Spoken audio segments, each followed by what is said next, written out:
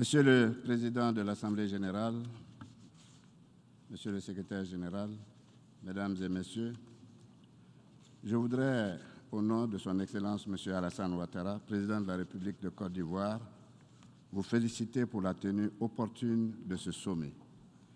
L'ampleur de notre mobilisation témoigne de la juste compréhension des enjeux de ce sommet qui marque un tournant historique dans nos efforts pour refonder notre planète.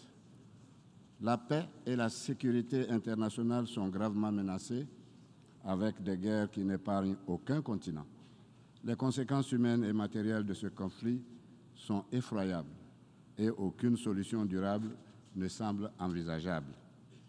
Ces conflits compromettent la cause de la paix, aggravent la faim et la pauvreté et assombrissent l'avenir d'une grande partie de l'humanité confrontée à une faible mobilisation de ressources destinées au financement des objectifs de développement durable. Face à ces défis qui menacent gravement l'avenir du monde, la Côte d'Ivoire réaffirme son appel à une plus grande solidarité entre les nations et à un financement plus adéquat du programme 2030 et de l'agenda 2063 de l'Union africaine. Dans cet esprit, mon pays se réjouit de l'élan de solidarité qui a permis l'adoption des documents ambitieux de notre sommet, à savoir le Pacte pour le futur et ses annexes. Notre grande attente est que ce pacte favorise l'avènement d'un monde juste et durable à travers des actions concrètes et déterminées. Nous devons par conséquent tout mettre en œuvre pour rétablir la paix partout où les conflits sévissent. Je me réjouis du soutien apporté aux initiatives du secrétaire général des Nations Unies ainsi que de la priorité accordée à la prévention de toutes les formes de violence et de menaces sécuritaires, de même que le règlement pacifique des différends.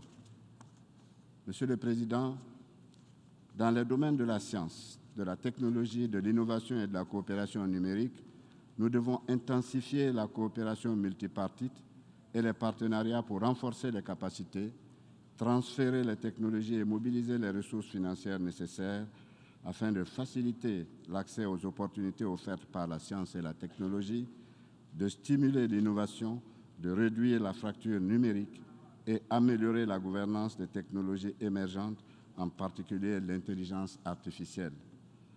Le pacte numérique que nous venons d'adopter s'inscrit dans cette dynamique et permettra, nous en sommes convaincus, d'aborder de manière spécifique ces enjeux fondamentaux.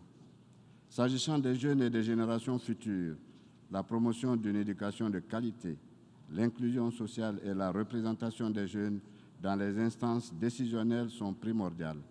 Elles feront d'eux des agents de développement pour l'édification et la transformation des sociétés modèles. Enfin, une gouvernance mondiale plus juste, plus représentative et plus inclusive est plus que jamais nécessaire.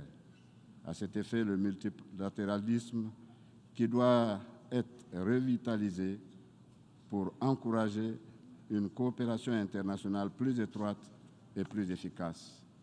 L'heure est donc venue d'adapter les institutions financières internationales et la gouvernance mondiale aux réalités actuelles, tout en veillant à accorder une attention particulière à la modernisation des Nations Unies, notamment à la réforme du Conseil de sécurité.